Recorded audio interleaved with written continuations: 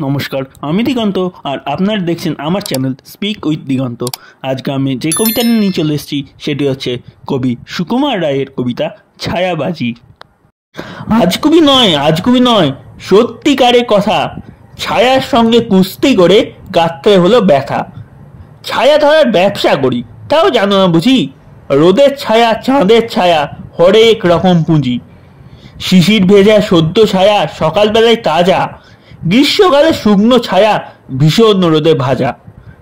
চিলগুলো যায় দুপুর বেলায় আকাশ পথে ঘুরে, ফাঁদ ফেলে তার ছায়ার উপর খাঁচাই রাখে পুড়ে।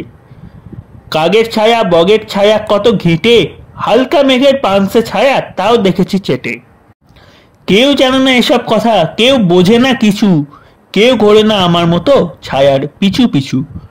তোমরা ভাবো গাছের ছায়া অমনি লুটাই ভুঁয়ে, অমনি শুধু ঘুমাই বুঝি শান্ত মতো শুয়ে।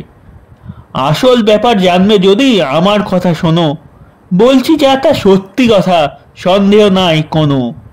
কেউ যাবে তার রয়না কাছে, দেখতে নাই পায়, গাছের ছায়া ফটফটিয়ে এদিক ওদিক চাই।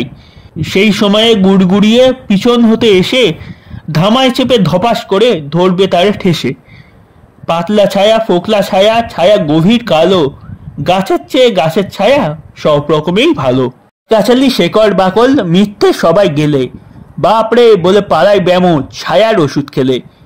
নিমের ছায়া ঝিঙের ছায়া তিক্ত ছায়ার পাক, যেই খাবে ভাই অগর ঘুমে ডাকবে তাহার নাক। চাঁদের আলোয় পেঁপের ছায়া ধরতে যদি পারো, শুকলে পলে সর্দি কাশি থাকবে না আর কারো। আমরা গাছের নোংরা ছায়া কামড়ে যদি খাই, ল্যাংড়া লোকের ঠ্যাং গজাবে সন্দেহ নেই তাই। আষাঢ় মাসের বাদলা দিনে বাঁচতে যদি চাও, তেঁতুল তলার তপ্ত ছায়া হপ্তাখানেক খাও। মহুয়া গাছের মিষ্টি ছায়া ব্লটিং দিয়ে শুষে ধুয়ে মুছে সাবধানেতে রাখছি ঘরে পুষে। পাক্কা নতুন টাটকা ওষুধ এক্কেবারে দিশি, দাম করেছি সস্তা বড় 14 আনা শিশি।